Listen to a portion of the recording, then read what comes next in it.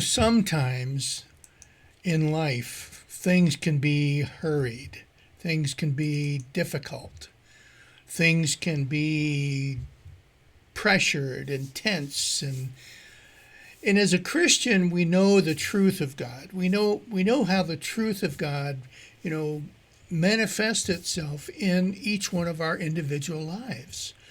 Even though we are busy and sometimes we struggle with things, still we know that God is here, God is working in each one of our lives, and that in Him we can trust. And that even though life sometimes gets a little bit distracting or, a little on the crazy side, well, sometimes, we just have to refresh our memories and remind ourselves that God is here and that in Him we can trust, and that in Him we find the relationship and the contentment and the purpose in all the things that life holds for us. We really find in that relationship with God. But sometimes we struggle. We get a defeatist attitude because, the world around us can be quite difficult. I'm a creature of habit, so in the mornings I like to get up and drink a cup of coffee or two, and I always look at my phone and look at the news. I'm kind of a news geek, and I look at the news and all the different things that are taking place around the world and in our community and our nation here in Michigan, and sometimes it can be quite depressing. You think about it and it's like, what am I thinking of here? You know, why am I so enveloped in all of this negativity that the news media and all of the things going around us kind of pile on people? Life, depending upon how you look at it, can be really good, or life can be really quite a rough challenge. One of the things that we know, I think, is part of our human nature is as we think, so we respond. In other words, we kind of are we're created and made by the things that we allow to go through our minds and through our hearts. The negativity that we are surrounded with, we can become very negative people just based on all of the different things that, are happening in the world and happening around us and to us. Because of copyright, I can't show you this particular video, but but this morning I'll tell you a little bit about it. There was an experiment that was done, and there was two people. One of them was a woman that had absolutely no basketball talent whatsoever. The second guy was one that just could, he'd make the baskets one right after the other. And they were in a basketball setting, and there was a group of people there. And the first one to make free throws was this woman who had absolutely no talent whatsoever. So everybody's encouraging her in there. Yeah, you can do this, you can do this. And she had a blindfold on. Well, needless to say, she would make a shot and she wasn't anywhere near it. But they kept telling her that she was doing it. Yeah, you got it, man, great job. Well, then they took the blindfold off of her and said, now it should be even that much easier. And where before they blindfolded her, every shot she took, she missed. Now, after this reinforcement, all of a sudden now she's making the baskets. Wow. And then there was this guy who, like I said, he was a pro. I mean, every time he made a free throw, he sunk the basket. And then they blindfolded him, and they kept telling him, oh, you missed. And a couple of times he made it. But they kept telling him, oh, you missed. So then they took the blindfold off of him, and you would expect him to go back to his normal performance and just start making the baskets, but he started missing them. See, the point of the whole experiment was that based on what's in your mind, your mindset, that's how you're going to react. That's how you react to things and respond to things around you and in your life. And the same thing takes place in our life and our relationship with other people, as well as in our response, in our relationship, in our life with God. Again, negativity has a tendency to just bring about negativity, negative responses. You know, my relationship with God is not good because, look at all the negative stuff that's around me and all the negative thoughts going through my mind. So inherently, I tell myself that my relationship with God is got to be negative too. Well, the truth is that the opposite is also true. If you fill yourself with the positive aspects of something, the positive aspects of life, the positive aspects of your relationship with God, then we start to see things in a very positive light. Now, I'm not trying to have a class today on positive thinking, but it is part of human nature, the way God has designed us, that you are and you react based on the things that are going on inside of your own mind and in your own heart. If you want to focus on the negative things and that's what's filling you, then that's part of the outlook that you're going to have in life is a negative outlook.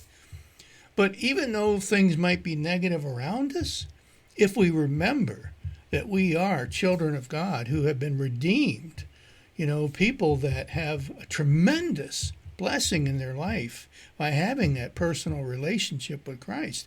If we remember those types of things, the negative stuff that we go through in life really doesn't seem that important. And it certainly doesn't overtake, all of the time that we are thinking, and, it doesn't become the major focus of our life. Philippians 4:6-7. Do not be anxious about anything, but in prayer and supplication, with thanksgiving, let your requests be made known to God. And the peace of God, which surpasses all understanding, will guard your hearts and your minds in Christ Jesus. Let me read that again. And it's Philippians 4:6-7. Don't be anxious about anything. That's a very specific request. But in everything, by prayer and supplication, with thanksgiving. Thanksgiving is remembering all that positive side of your relationship with God. Let your requests be known to God.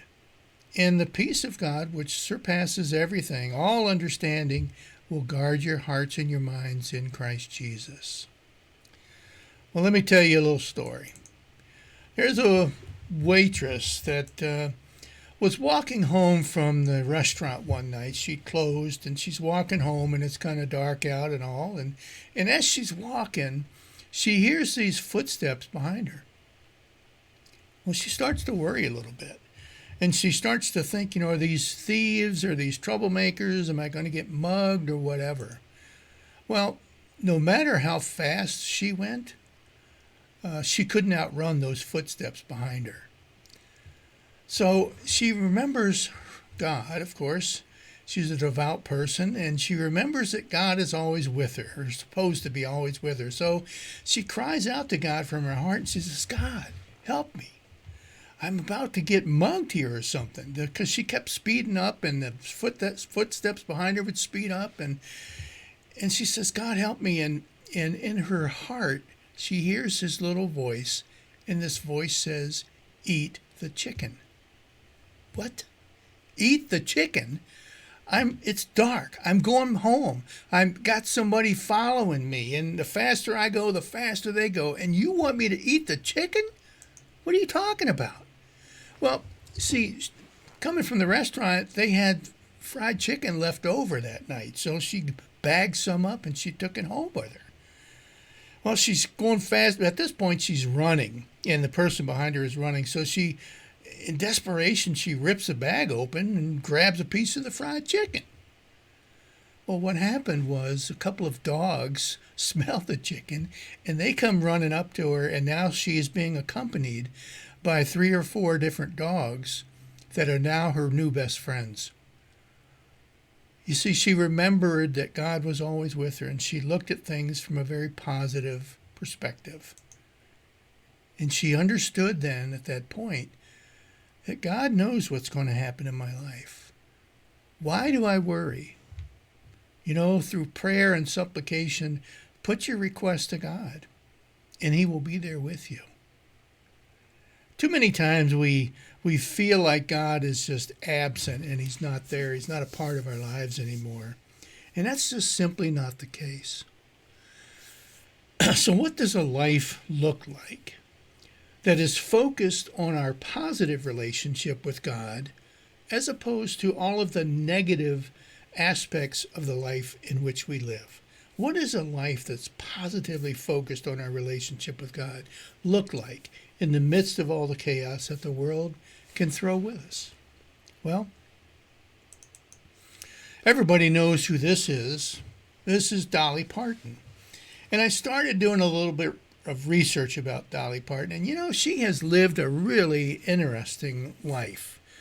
She's had some tremendous highs, tremendous lows. And she's been very, detailed in many of the aspects of her life and how she got through them and how she was challenged and how she responded to things and so forth. And she's very open about her relationship with God. Very, very open. So in several interviews, she kind of talked to the reporters about where her faith came from and how her faith and her positive outlook, her positive reflection on the life that she lives with God has kind of affected her life. And some of the things she says, I think, are noteworthy here. One of the things she says is you have to be forthright in life. You have to be bold enough to talk about God and your relationship with God. You have to be bold enough to be open enough to share the things that you believe in your heart with other people, even though they might not believe, or even though they might cross their eyes, or they might, say, well, I don't know about that.